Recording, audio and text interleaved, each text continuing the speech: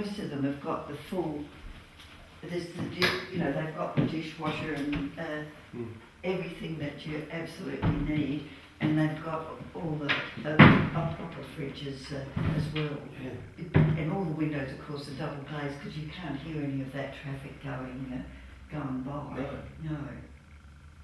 I have to do that if they want some visitors. And some of the rooms have got 2 bedrooms as well. Some of the apartments are 2-bedroom ones as well. So, what do you think of the new Medina? Beg your pardon? What do you think of the new?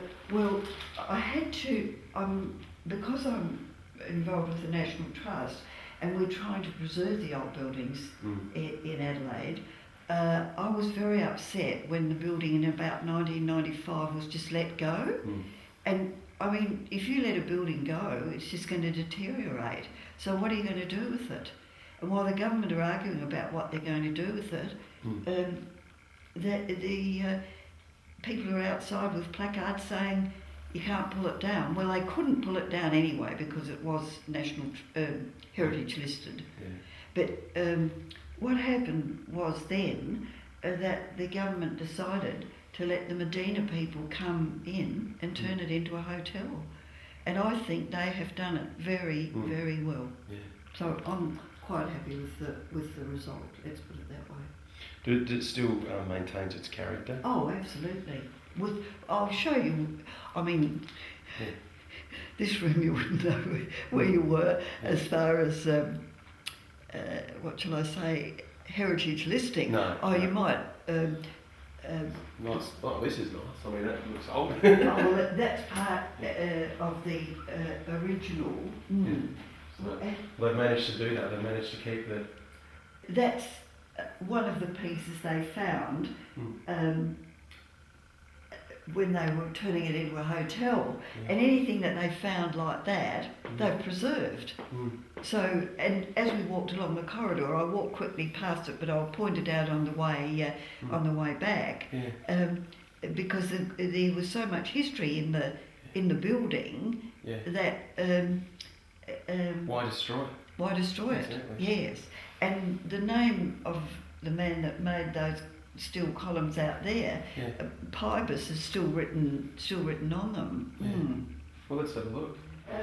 Very nice bathrooms, although a lot of people that I've shown through say, oh, I don't like the shower over the bath. Oh, really? But some of them have separate shower alcoves as well. And some of them are rooms for wheelchair patients as well. You can actually wheel the person into the shower. And also, just as I give the hotel a plug, behind the door there's a washing machine and a dryer, and so because the hotel lets us make a little bit of money for the National Trust, I just tell the people I'm showing through that even though they might ask at the desk how much it is, I mean they have special deals over the weekend and in January and all that sort of thing, I try and point out to them that if you stayed here for a week and ate here some of the time and rinsed out your undies and things, that it works out a lot less expensive than some of the other places, because you can walk anywhere from here. You've got the free bus out in the square. Well, one of them stops outside. How much for the night? I don't know off the top of my head. They have really special deals when they open. But if anybody's interested, they'll give you a printout as you go past the desk. But I know they do have special deals at weekends and that sort of thing. I can imagine it'd be a bit of a different place in Adelaide, a bit of a special place for some history buffs to see how they've integrated the old and the new. Absolutely. And you see a lot of people, business people, stay Medina all the time. Like some people stay Hyatt all the time, or Mercury or whatever they're called, and they get special deals, of course, as well. But there's been a courtyard there for a very long time, gathering of civil servants in the Treasury Building courtyard in 1901. So this has had a pretty important part to play in building of South Australia. Oh, absolutely. I'll just take you. it tells you the hotel's been absolutely wonderful. Yeah. Mr. Danvers, you probably know him or know of him. He's a very well-known architect around Adelaide. He was involved with some other architects that the Medina people got, because they have to be heritage architects, and they've put up these plaques for people. This section of the building dates from the 1867 redevelopment of the site. In subsequent works, these original cast iron columns were concealed and encased in plaster. As they changed the building, they plastered over them, and they found them and put them out as historic bits for us to look at. Exposed and restored as part of the Medina Grand Treasury development in 2002. Now there's the original building, because there were no photographs in 1839. No, well, tell you what, it'd be a pretty bad photograph if it was. That's a sketch, yeah. Although, I don't think I've got that information. Oh, I probably have. But it's a nice picture. Information with me. Well, we can get that after. Yes, I was just going to say. Now, there's another one, and that's 1880, how things looked. It's great to see how much pencils improved in that stage. Absolutely. I mean, you've got a very rough sketch, but very exactly. Yeah. That's just it. Pencils, and you can see again here this one, 18. Anyway, there is a story about Mr. Jonathon. The Adelaide Town Hall was built in 1866, and the architect was Edmund Wright, and they didn't have any money for a clock. Okay. And the story is that Mr. Hello, Mary. How are you? Good, how are you? Amanda, these gentlemen film all sorts of things. Okay. Tell Amanda, you're looking at places that are haunted, hotels that are haunted. We are, really? We are. Yeah. Have you seen any ghosts since you've been here? Not really, no. No, I've heard of different things happening. But Yes. So, see, the staff would probably be the people to talk to, because I'm not here in the middle of the night when the ghosts are. I know the cabinet room is a little bit eerie. Yes. I remember locking the door once, and I went back there 5 minutes later, it was wide open. That's the only thing that's happened to me, and it was definitely locked because I double checked it because we had to keep it locked at all times. This is the wall of the original 1839 building. It's sandstone. Yeah. And Adelaide was only settled in 1836, and so this is one of the very first buildings to be built. And the architect was George Strickland Kingston. He was deputy to Colonel Light, and as you probably know, there's just recently been, you didn't go to it, did you? There was a big debate in Victoria Square. Unfortunately, I was in Sydney and I missed it, because there's a lot of argument going on in Adelaide, and there was a big article in the Adelaide Review a year or so ago about whether Light or Strickland Kingston actually laid out Adelaide. Have you read anything about that? There's been a lot in the papers, a lot in the papers as well. Anyway, during the alterations to the building between 1839 and 1909, there were 8 alterations to the building, and during that time this wall was covered over. And it was only when they decided to turn it into a hotel and they started doing the alterations that they found this wall. So they have named it the Kingston Wall because of him being the architect for it. In here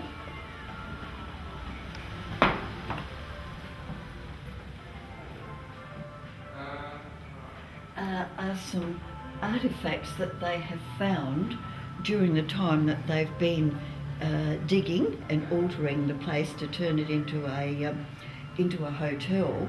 Some of it, as you can see, is not in the 1839 era, but during the many alterations that the place has had, lots of the things have been found. So they've just been put in there for people to look at. All right.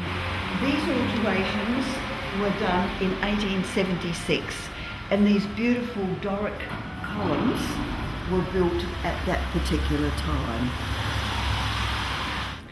Now, this particular part of the building was the Governor's office.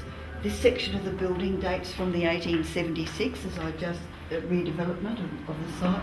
These areas were originally used by the Governor, his private secretary, and the clerks of the Chief Secretary. They're all the doors have been copied from the old ones, but some of them are original, but it's hard to tell once they're painted up. But that one looks as though it might be original. See, it's a bit older and not so new looking as that one.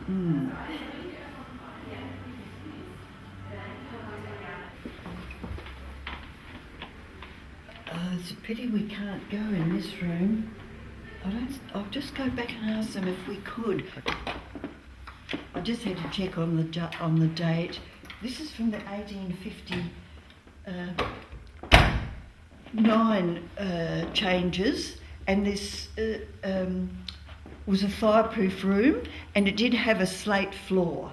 But the slate floor has been removed over the years, but the architects decided to leave the interesting arrangement of the bricks in the ceiling, because as you could see, they're just sort of stacked against one another. But the architects have got the builders to put in those iron supports, because people using this room would be slightly worried, I think, about some of the bricks falling in. Yeah.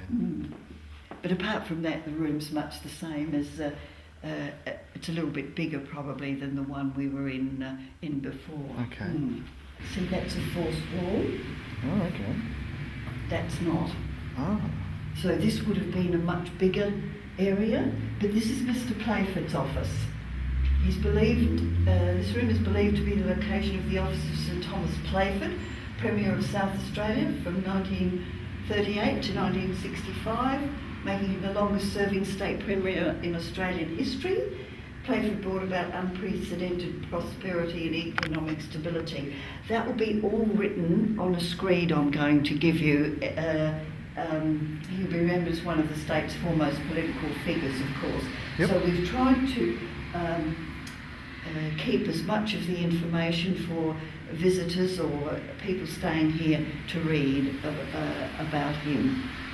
Now there's a picture of 1897 with a demonstration in the courtyard. But I don't know what the demonstration's about. But there have been demonstrations in the courtyard in the 1850s and 60s. People lined up to get entitlements for land, and also apparently there was a riot there once when the unemployed were denied their meat ticket. Oh, okay. Now there's I didn't finish telling the story about the town hall. I'll just wait till Jonathon comes back. This section of the building dates from 1859 to accommodate expansion of the Crown Lands Office. In 1857, sweeping changes to the transfer of land heralded the introduction of the Torrens title system. Robert Torrens came from Scotland, and he invented the Torrens title, which is still used for land ownership, I suppose one might say. Okay. And that lovely building over on the other corner is the Torrens Building. I don't know whether that's haunted or not. Oh, okay. Because it was the surveyors worked out of this building, including Captain Sturt at one stage. We have a few old surveying instruments displayed in this cabinet, including a chain.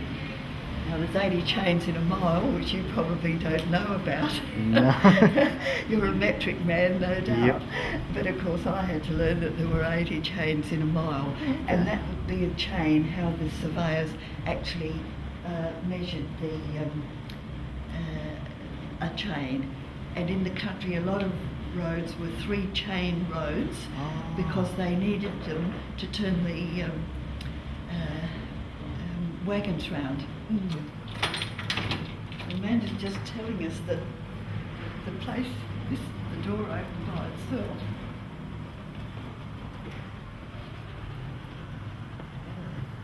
What do you mean it opened by itself? Well, when we were talking to Amanda and we asked her, was the place haunted? Yeah. She said that one day she locked the door Yeah. and she walked past a little later on and the door was open. And she knows she locked it. So she thought that it might be haunted in here. Now, Unless somebody else has got a secret key. well, that could It always be. goes in their head. But hey, if there's been other Absolutely. experiences, Yes. and you can't write it off. That's right. Now, the Legislative Council met in this room for about 92 years and sat around this table that you see. It's a hell of a long there. meeting. It is a long time. Very tired after that meeting. 92 years. You're too smart. No, I'm not too smart. I'm just mucking about. They have restored the room following early. Intricacies. I mean, we don't see architecture Like like that. this. I mean, it's No. just a big rush gyprock job. Exactly. My father-in-law's a gyprocker, and Is he? Oh, really? he loves the cornices, but you know all Yes. this intricacy. This is all original, but it has been redone. It would have originally been lit by gas. Gas came to Adelaide in the streets in the 1860s, Yeah. and then into the houses a little later. Right. So this was the first place to get gas. No, not the first.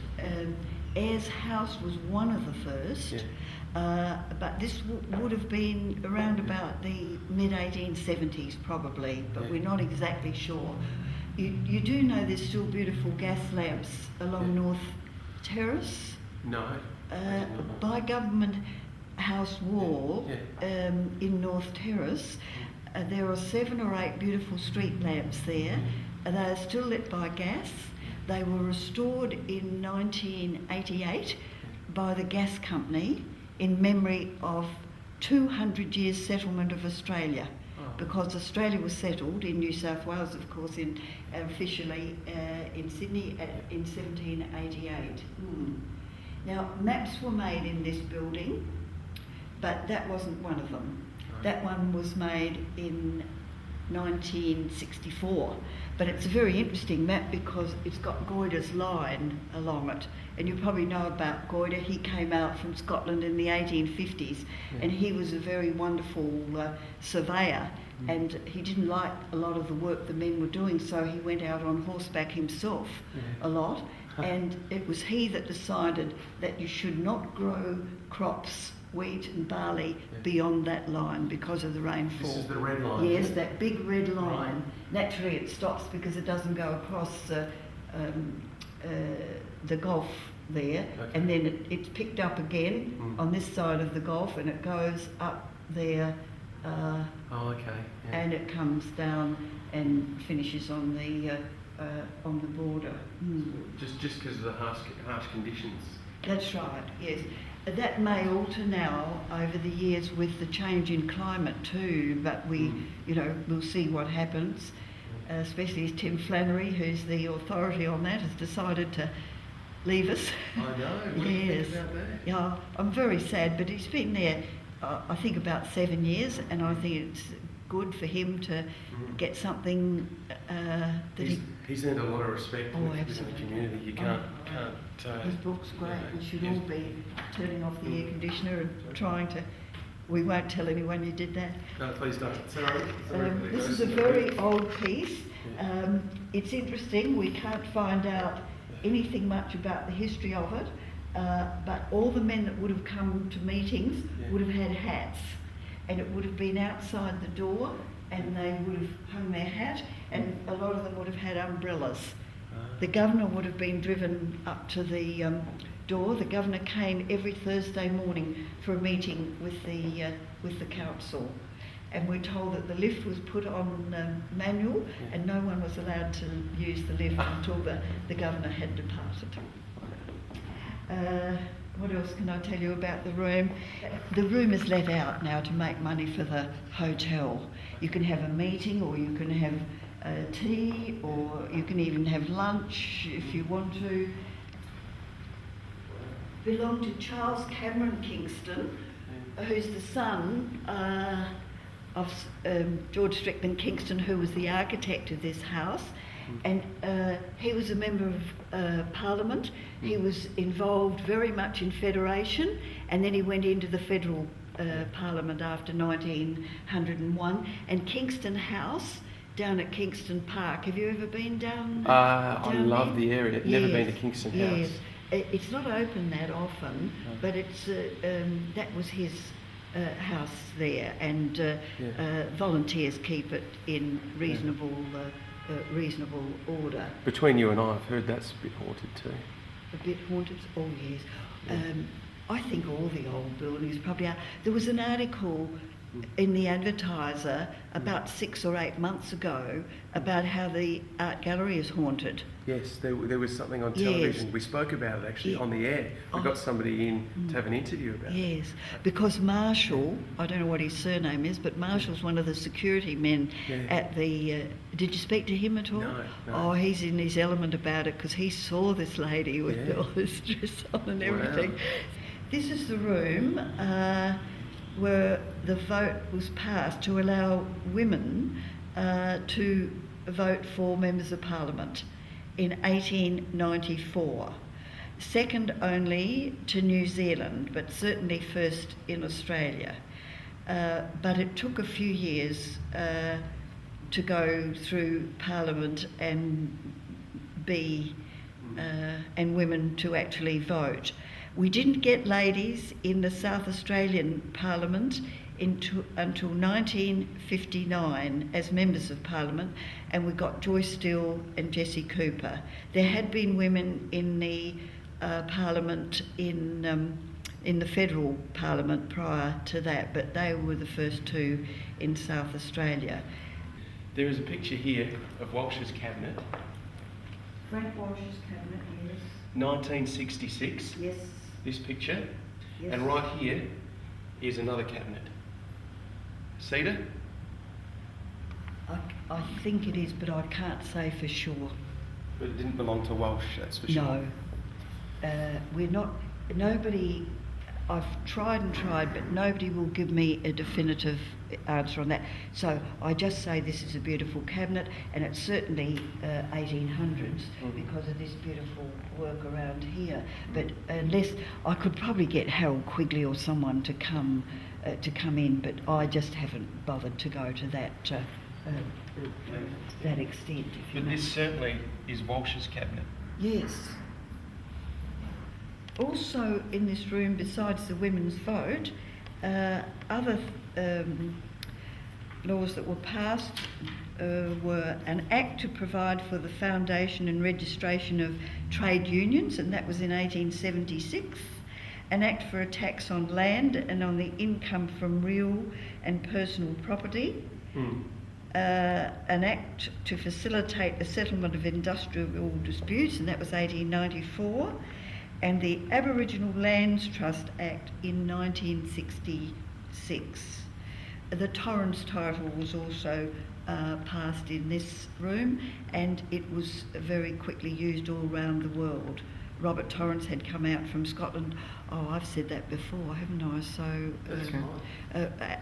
So that was a very important thing to have happened in South Australia. And the beautiful Torrens Building is over there on the corner of Victoria Square. A very important room in many respects for South Australians. This room? Yes. Very. And that's one of the main things that I'm so happy about this room being preserved. If they hadn't preserved this room, well, the whole character of the building would have been destroyed. I know we've got a beautiful cedar staircase preserved coming up and all the rest of it, but it's just... this room is so important to South Australian history. This building and perhaps this room in particular, one of the first places in South Australia to actually use gas as well. Yes. One of the Institute building on North Terrace was one of the first to get gas as well. But not everything in this room was hot air. Not everything. Many good things passed. Shall we leave it at that? There's 1920 with no clock. Wow. Well, that's the one that's just drawn on, is it?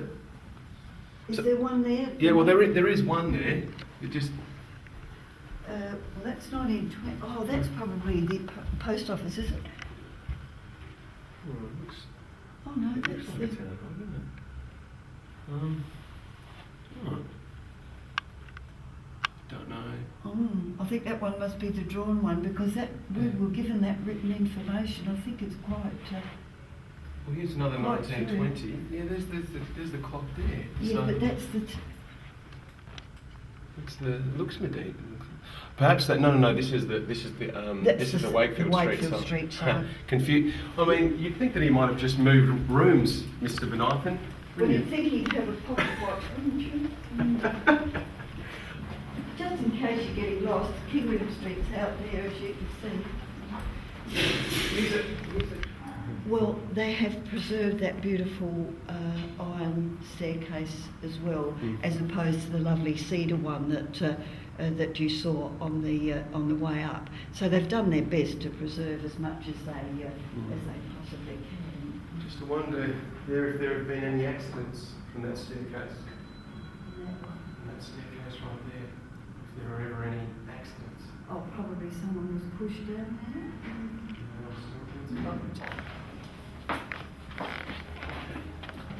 This is a very modern lift, as you can see. They did try to preserve the old lift that was in the building, but the safety people said that it wasn't able to be, because in the Queen Victoria Building in Sydney, you been in the Queen Victoria Building in Sydney? No, I haven't. No.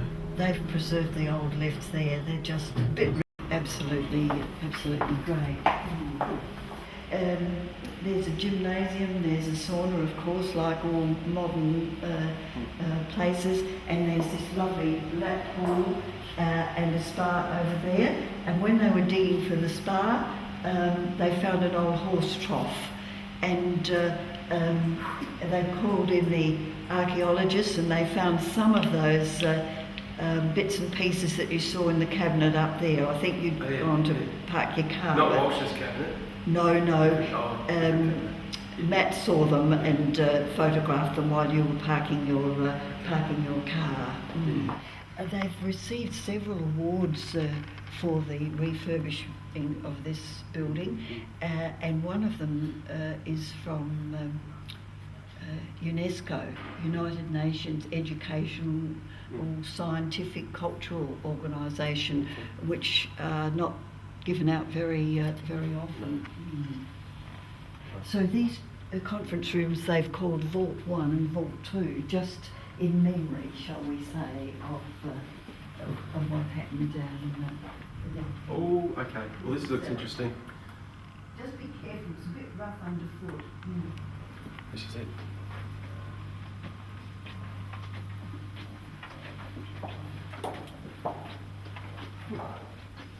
Certainly a Dampness. Yeah. There's water under Adelaide in lots of places, and I'll show you down here. This building was also the Lands Titles Office, and apparently all the titles were stored down here and wheeled along on little trolleys on these tracks. Can you see where they pulled up the tracks? There's a well down under there. Well.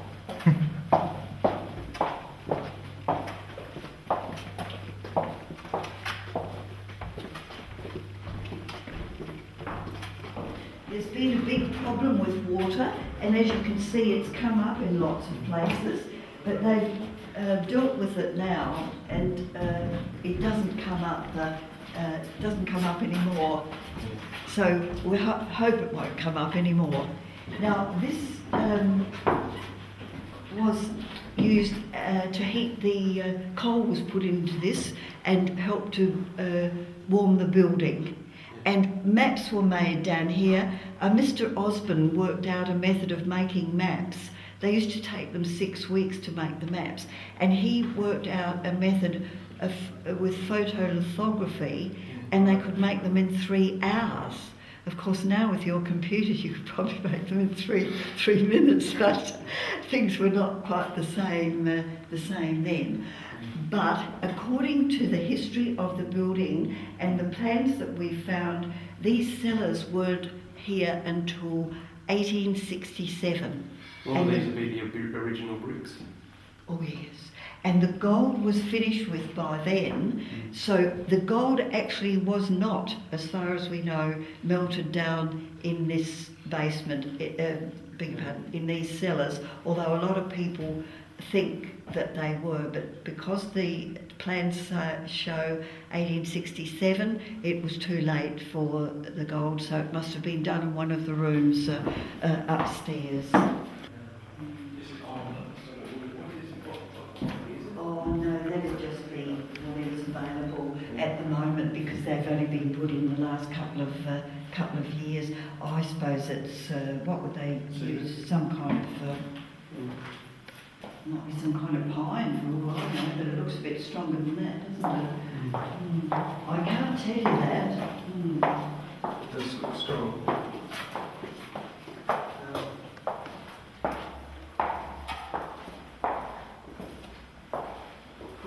Do the lights get lit up very often? Well, the thing is, people have cocktail parties down here, or you can have a dinner party down here, and then they'll light these lovely candles, and these would be put out. I've only been down here once. I showed a group through a couple of years ago, and they had drinks down here, and then they were going to have dinner up in the restaurant. But they went on a tour first. Unfortunately, gentlemen, these are empty, but they're just to lend atmosphere, so to speak. And I'm sure you can put your glass on them. But the people that had the cocktail party, they'd set up a lovely table there with drinks and food on and so forth. There's also catacombs beneath the old line, which also hires them out for events and. At the old line hotel. Oh, really? Yeah. I have been there to a couple of things, but I didn't know that. The difference is, I think they stored dead bodies down there. A gentleman told me that tunnels did go over to the post office, and that in the olden days, a lot of ladies used that walkway rather than cross the street to get there. So their beautiful long dresses wouldn't get soiled with the mud and the horse manure that would have been on there. That's bricked up now, but we're told that's where the coal would have been brought in to put in that furnace down there. Well, we're underground, you see, and there's a lot of dampness. You could see dampness there. Oh. Does this lead to the streets? Just Well, up here? We presume it did, but... Well, you can see light coming through. I can see just up there that might lead to the footpath there. Ooh.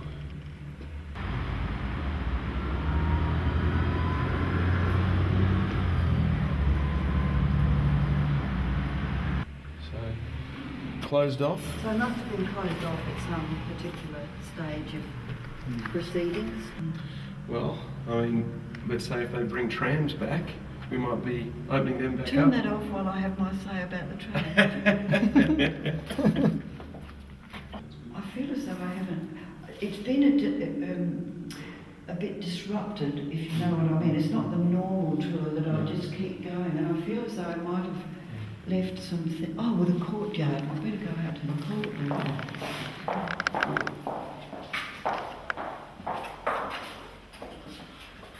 So you can get access into many areas through your volunteer work? Yes, I do tours of the State Library, and I did tours of Ayers House for 17 years.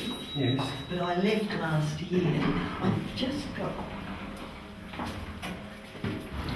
as we've said, the original building was facing mainly into Flinders Street, but it would appear that there was always a fence around the area, and that the courtyard's been here for a very long time, as each subsequent part of the building was added. The eastern and the western were added, and in 1909 the north area was added. During the refurbishment, the architects found some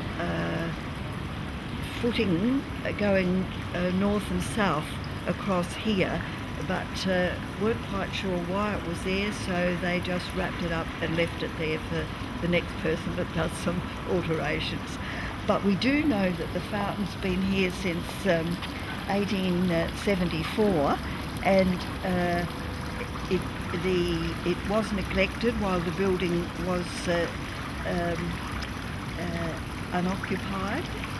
But when the Medina people came to look at it, the grass had all grown into the pond, but there was still 11 goldfish alive inside, so they were rescued and put back in. Right. Apart from 2 big trees, those 2 just there, all this beautiful area has been replanted since about the time that the hotel was opened in 2002. Oh, I forgot to mention that the fountain is very similar to the one that's in early pictures of the courtyard, but that is a reproduction that's been found and put there with the refurbishing of the building.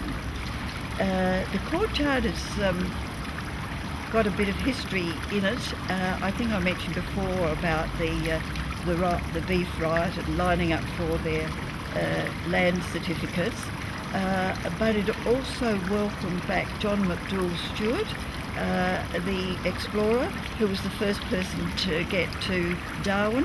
He left from Carclew in North Adelaide and finished his journey back here. Of course, a lot of people didn't believe that he made it to Darwin, but he had carved his name on a tree, and that little bit of tree is on view if anyone wishes to look at it in the Mortlot building down at the State Library. And Andy Thomas took it into space with him as a memento of him coming from South Australia. And what an important person John McDouall Stewart was, because after that we got the overland telegraph line and our first contact with England by that method. There is another story about the courtyard that in 1964, when the Beatles were here and they were on the town hall balcony and the screaming women were after them, they were brought in the back way here and rescued in this courtyard. Oh, okay. Lovely.